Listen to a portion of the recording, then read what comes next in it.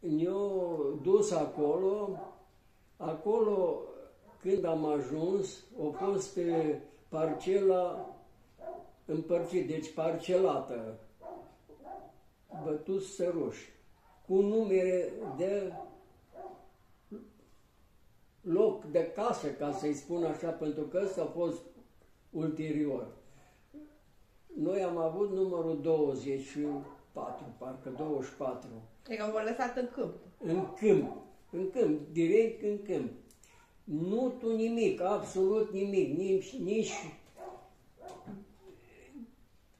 nu-i nimic, nu a fost nici nimic, absolut nimic, direct în Lucernă. Acolo, când a ajuns, toată lumea sigur a fost debusolată, că, na, cum îi când. Primul lucru a fost să căutăm ceva, să facem ceva colit pentru umbră, că a fost în toiuvere, a fost în 18 iunie, până când am ajuns acolo, s-a făcut 20 ceva iunie, când e căldurile destul de mari și mai ales soarele în Bărăgan arde mai tare decât aici în Banat.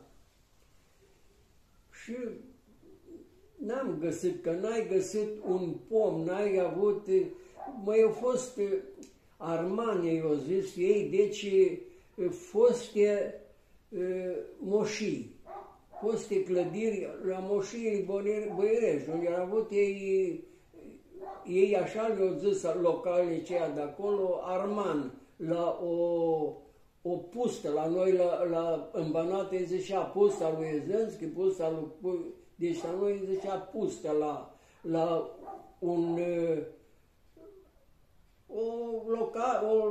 loc ca un moșier care a fost. Am mai găsit pe acolo, aia mai aveau câte ceva, dar așa pe câmp nu exista niciun pom. Nimic. Dacă ți-ai uitat, ai văzut orizontul. N-ai ceva, n-ai văzut nimic. Unde s-o